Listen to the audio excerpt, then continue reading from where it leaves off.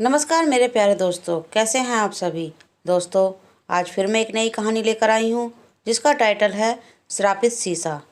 दोस्तों, मेरी ये कहानी सुनने के लिए मेरे चैनल को लाइक करें, शेयर करें और सब्सक्राइब करें। तो कहानी शुरू करते हैं। विशाल, अंदर लाओ, थोड़ा सा और अंदर।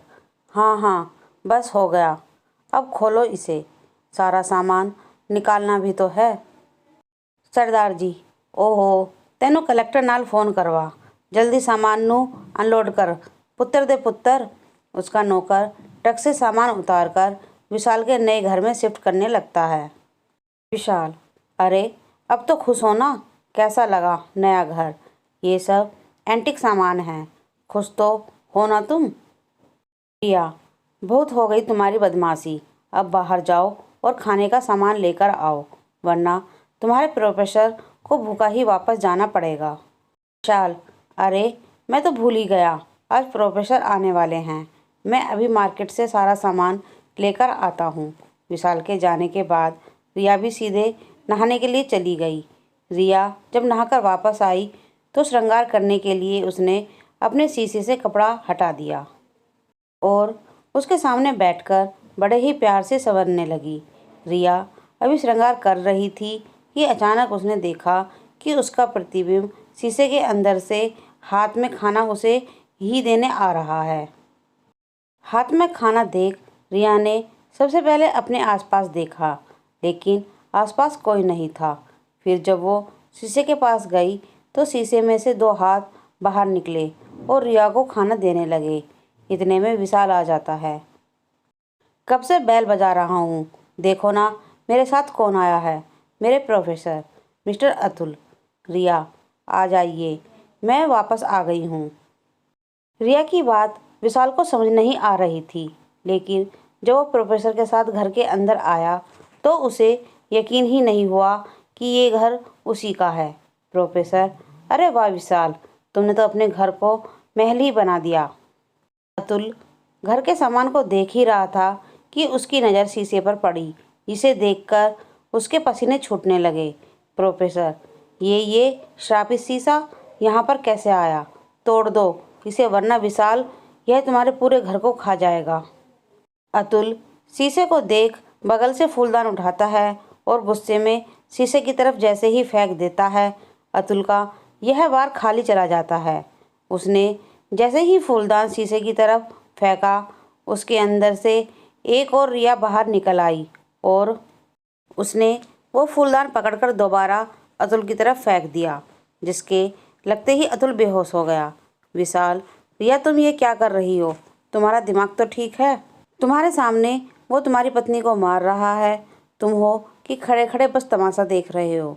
कैसे पति हो तुम? अगली सुबह जब विशाल की आंखें खुली तो उसने खुद को अस्पताल में पाया। उसने बस होश संभाला ही था कि उसे पिछली रात की घटी वो वारदात याद आ गई, जिसके याद करते ही वह सहम सा गया और प्रोफेसर को ढूंढने लगा। Vishal, professor professor professor. Atul, nurse, तुम क्या बवाल करता है?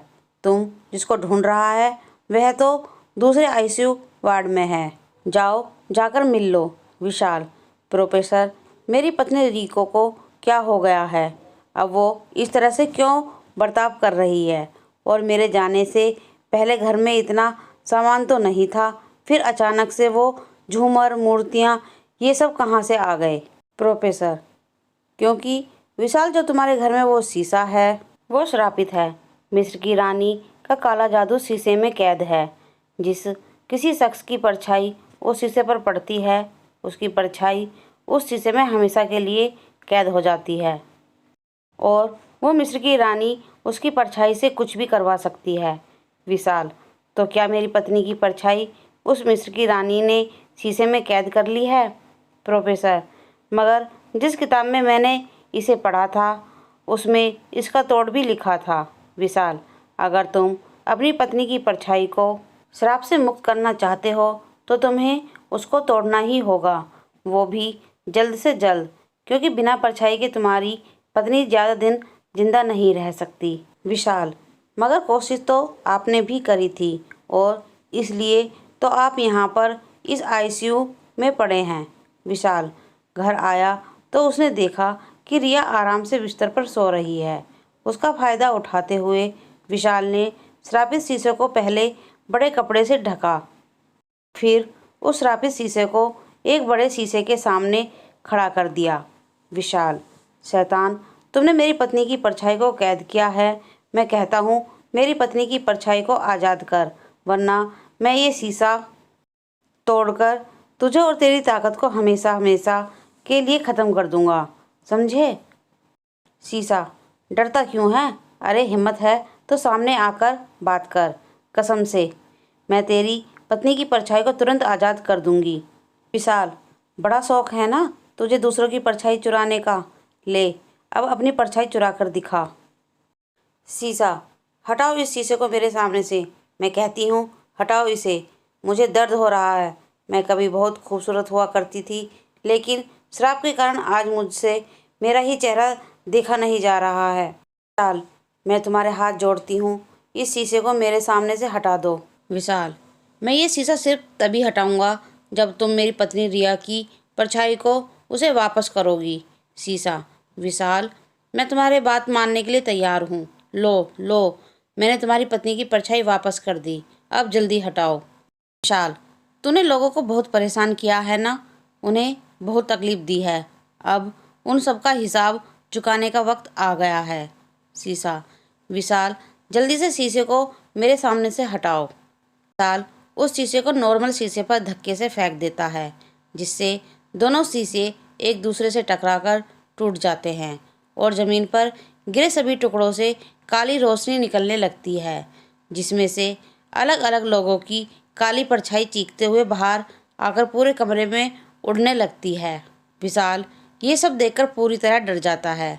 शीशे से निकली परछाई इतनी ज़्यादा शक्तिशाली थी कि उसने विशाल को भी हवा में उड़ा दिया था, और ना चाहते हुए भी विशाल उस काली शक्तियों की वजह से श्रापित शीशे से निकली काली रोशनी के सामने जा ही रहा था कि तभी रिया ने विशाल का हाथ पकड़ लिया और वापस उसे खींचकर अपने गले लगाते हुए कहा।